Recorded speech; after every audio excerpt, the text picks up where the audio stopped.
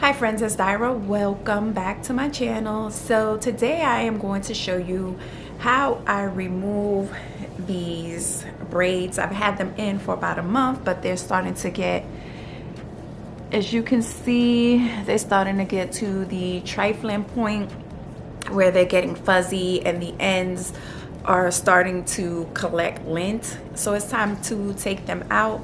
I know you guys probably already have seen a million videos on how to do this correctly, but I figure why not show you how I do it. On my channel, I try to explain things to you the way that I do them. There's a million and one ways to skin a cat. You can get to 4 million ways, you know, 2 + 2, 1 + 3. You know, there's different ways of doing things, but I like to explain to you why I do the things the way that I do them, and hopefully that will resonate with, you know, somebody. That's just life, you know, everybody does things differently. You just vibe with the person that does it the way you understand. Anyway, so the first thing that I am going to do, as you can see, I already started taking this one out, and I did that so without cutting anything on the ends, because I need to make sure that I am not going to cut where my hair is.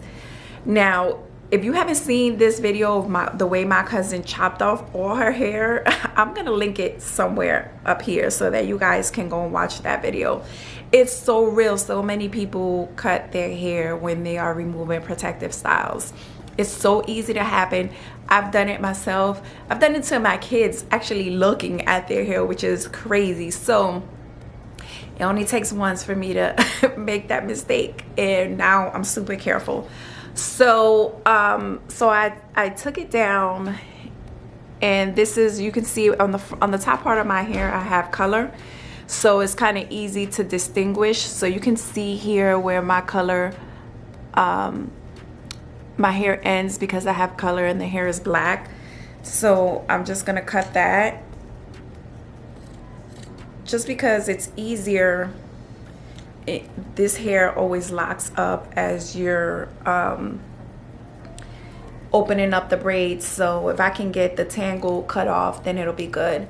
And I am doing this in front of my TV because if my mind is not occupied, I'm one of those lazy hair people. So if my mind is not occupied, guess what, y'all? I'm gonna just be bald headed. I'm just gonna shave all my hair off because this is gonna take entirely too long, and I won't be able to function enough to finish it because I don't have the patience that it requires.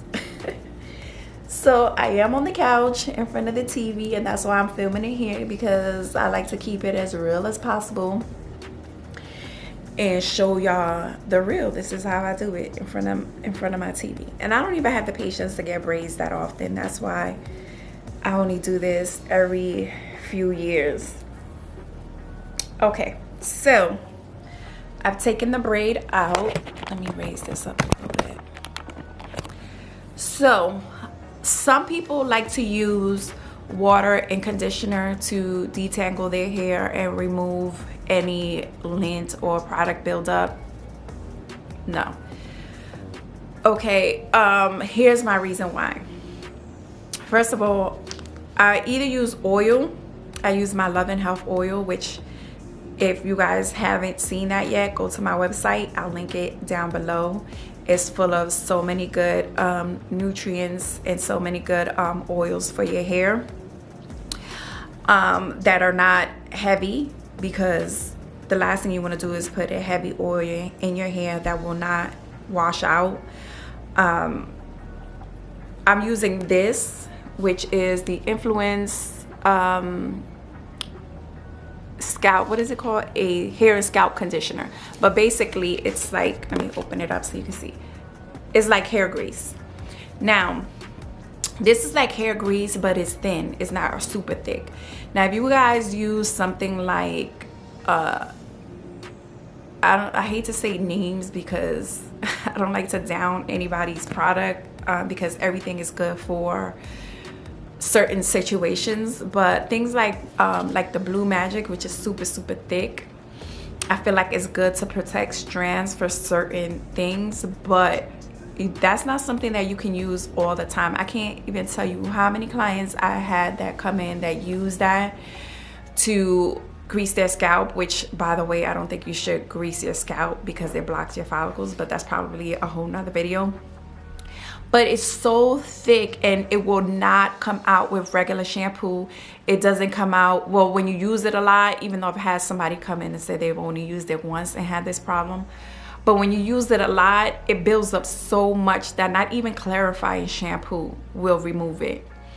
So you have to be super careful with the thick products and constant usage of it, because the last thing you want to do is build up the product on your hair so much that not even clarifying shampoo will remove it. Then you have to go through this whole process of detoxing the hair, and it takes time and it takes product, and you end up spending more money, well, if you do it at a hair salon, doing that.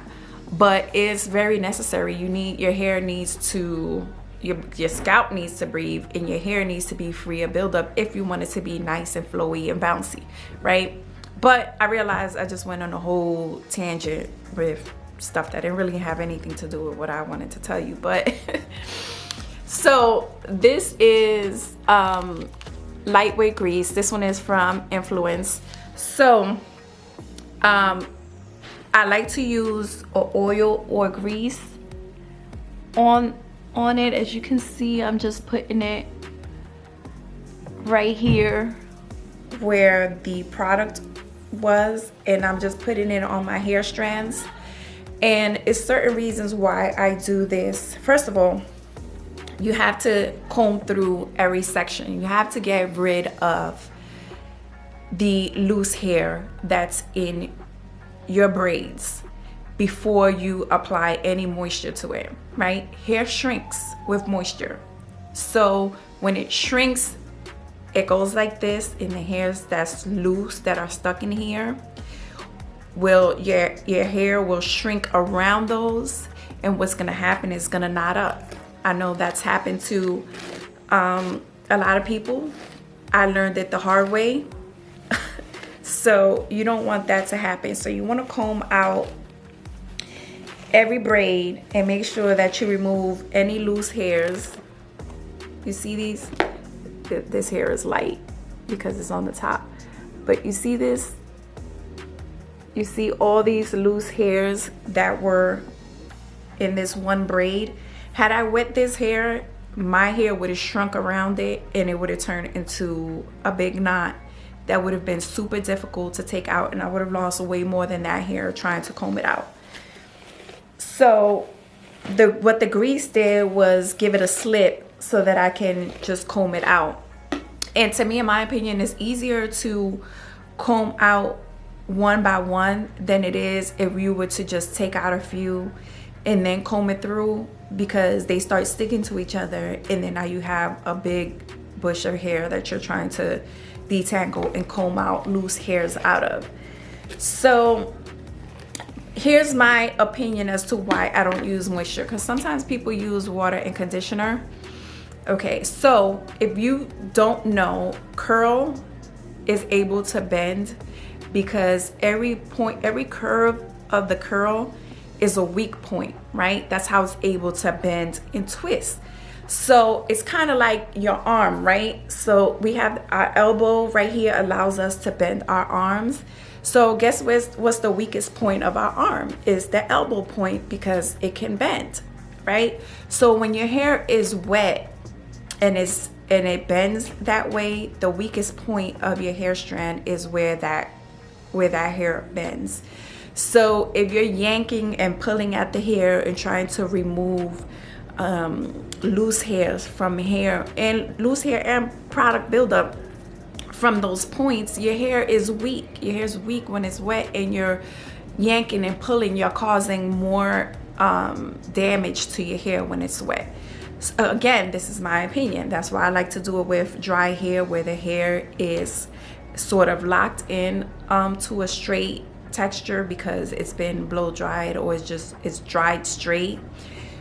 You will have a safer outcome of combing your hair out with something like this that's going to give you some sort of slip in order for you to get your braid out. Okay guys, so that is my thoughts and my opinions on why you should not use water and conditioner or anything like that. Use an oil.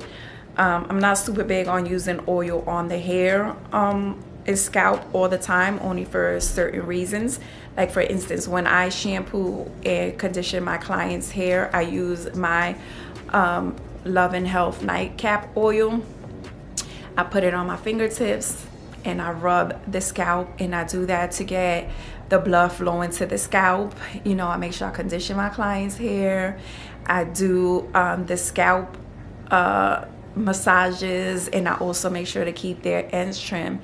And that's when my clients come to me and they say, hey girl, my hair been growing since you've been doing my hair.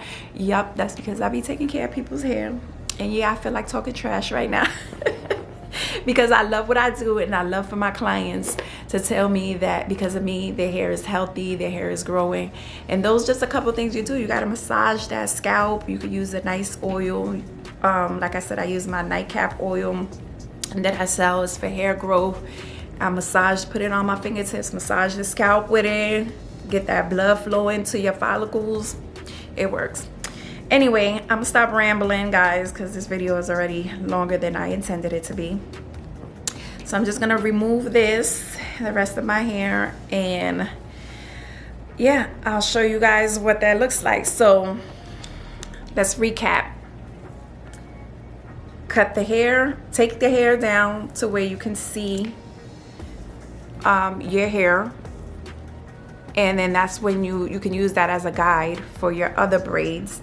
So I see that my hair ends at least here. I know I removed this one braid without cutting anything on the bottom, and now that I know where my hair is, I can measure where to cut the rest of my braid, right? And then you take those down, and then after you take those down, you use a product like this, which is a lightweight grease, to coat the hair so that you can comb through every single one and remove all of the hairs that are stuck in the braid before you shampoo or apply any water to it.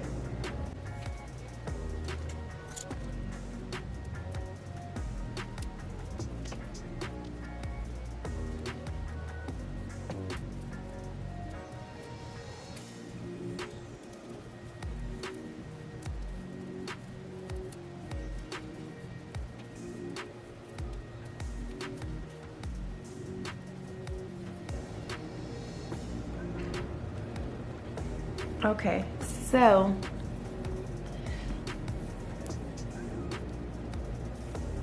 see this build up.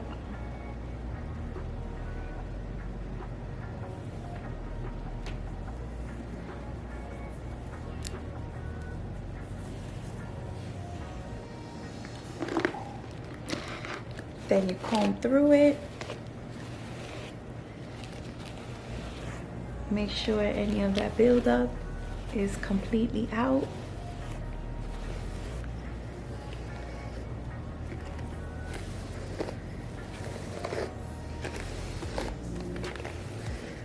And then you move on to the next. Another tidbit is, if you have kids, call them down to help you. Jazzy, Jayana, y'all gonna help me take out my hair?